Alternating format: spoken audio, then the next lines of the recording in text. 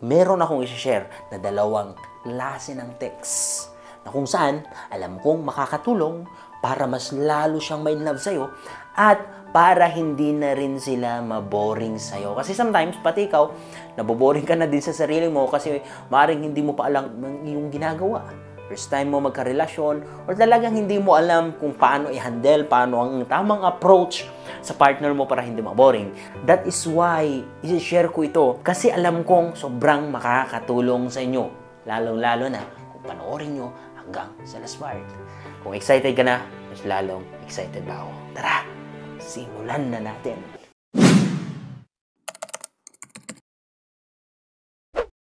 So, proceed na tayo sa number 1 na text or klase ng text na maaaring i-text mo sa kanya. Ito ay ang complimenting texts. Texts. Ano bang plural term ng text? Texts or text?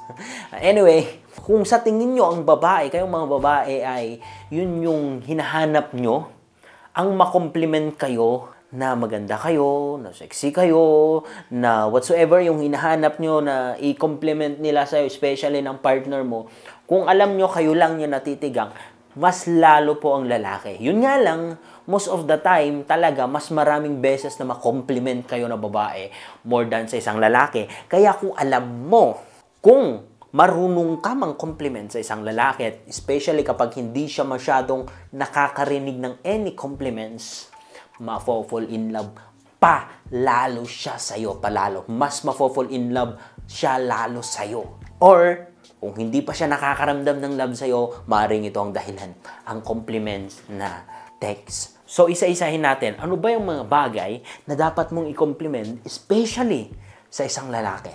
Unang-una, at ito ang pinaka, yung aming masculinity. Yung aming pagkalalaki. The reason why we are called men. Men of guts. Yung mga bagay na ginagawa namin para magmumukha kaming lalaki at yun yung na-compliment mo, yun yung na-appreciate mo, yun yung nakita mo, mas lalo kaming nagiging masculine or mas lalo kaming naging lalaki. Like for example, we want you to be safe in our arms. Kahit ano pang mangyari, especially sa gabi, maglakad tayo, gusto namin na protektado ka. Hindi lahat ng lalaki, May mga lalaki na takot or sabi natin na ganito. Pero ang isang tunay na lalaki, hanggat maaari protektahan ka. Hanggat maaari, magiging bangkay muna siya bago ka mahawakan or saktan ng ibang tao.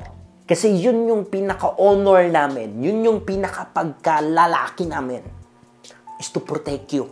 Hindi lang sa gabi, may mga specific na situation na talagang you feel safe naman. Na kapag kasama mo siya is that very comfortable ka. You feel safe.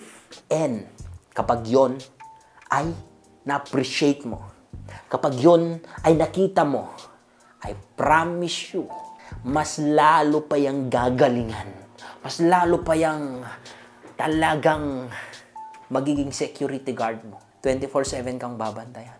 Kasi yun yung pagka-design namin Yun yung talagang isang dahilan kung bakit natawag kaming lalaki.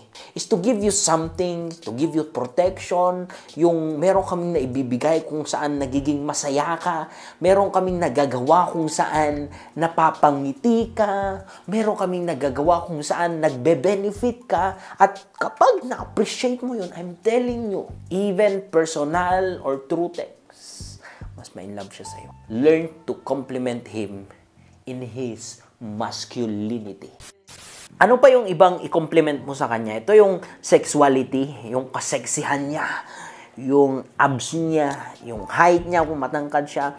Whatever. This is more on physical appearance. Alam mo, malaking factor din to.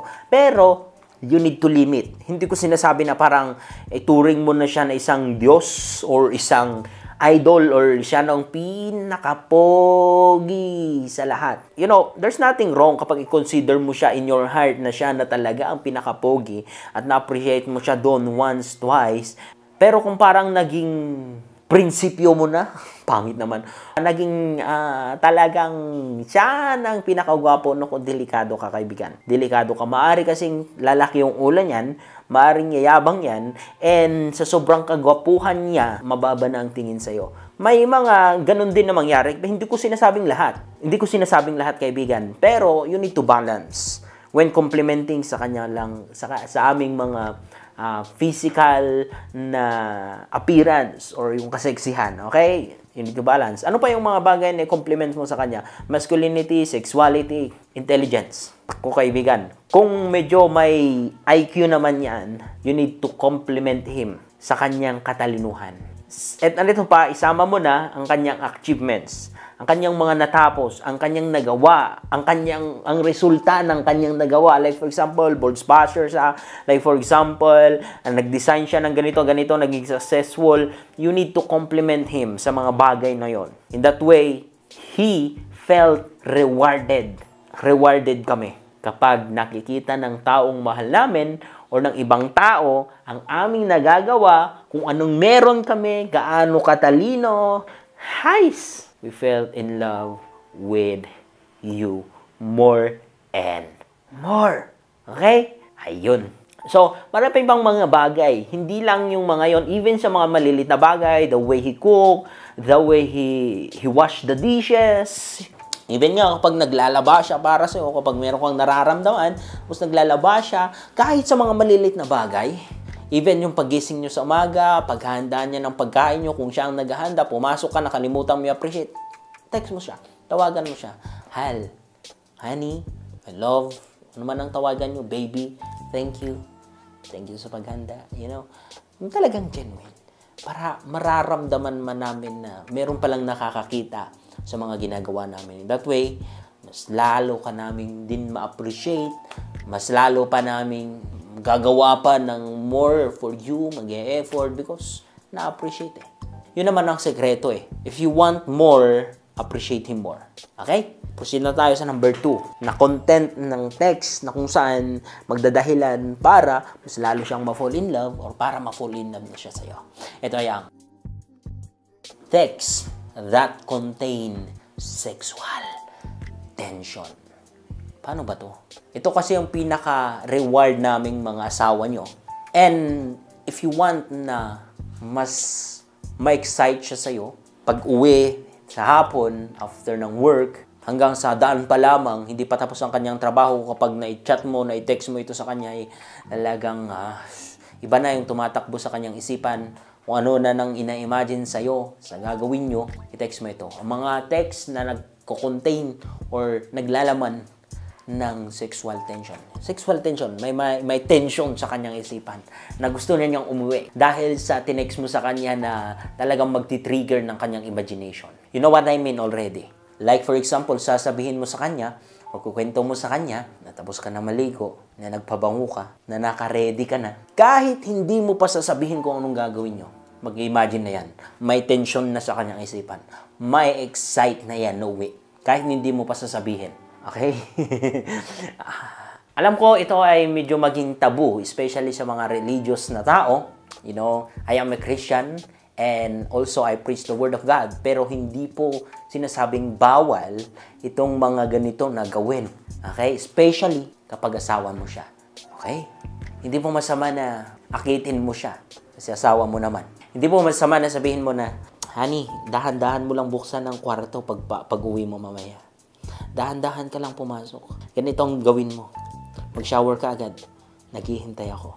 May masarap akong niluto dito. Especially kapag tinawagan mo siya. Tapos medyo maalumanay na kakaiba yung tono ng boses mo. Kahit hindi mo pa sasabihin kung anong gagawin niya, alam na niya.